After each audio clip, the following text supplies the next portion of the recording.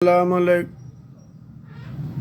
بسم اللہ الرحمن الرحیم اللہم صلی علی سیدنا و مولانا محمد وبارک وسلم تسلیما کثیرا کثیرا جزا اللہ تعالی عنا محمد ما هو اہلہ الحمدللہ رب العالمین۔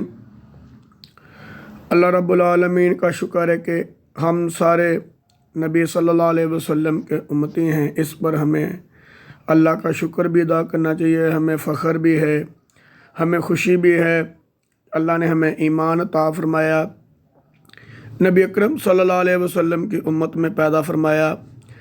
ہم اللہ کے نبی صلی اللہ علیہ وسلم کی امت میں پیدا ہو کر کے ہمارے اوپر ایک ذمہ داری عائد ہوتی ہے کہ ہم نے کلمہ پڑھا ہے لا الہ الا اللہ محمد رسول اللہ۔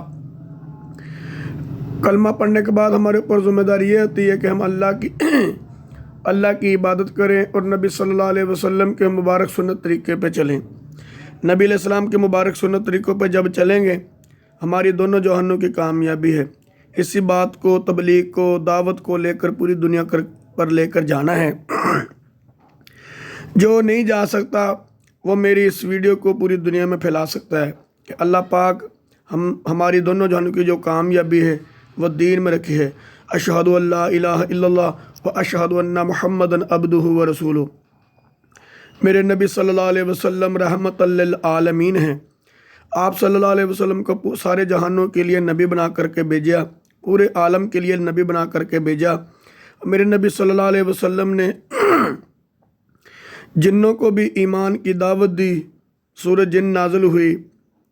میرے نبی علیہ السلام نے مکہ میں، مدینہ میں، حبشہ میں، طائف میں اور جس جگہ پر نبی علیہ السلام خود نہیں گئے، آپ نے اپنی جماعت یعنی مبارک جماعت، جس کو اصحاب جماعت کہتے ہیں، اصحاب محمد کہتے ہیں، اصحاب رسول کہتے ہیں، ان کو پوری دنیا میں ان کی تشکیل فرمائی۔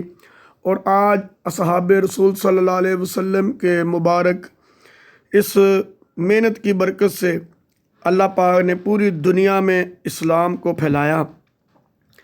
Malaysia, Indonesia, South Africa, Pakistan, آپ دیکھ سکتے ہیں کہ پوری دنیا میں اصحاب محمد صلی اللہ علیہ وسلم کی قبر انور آپ کو ملتی ہیں۔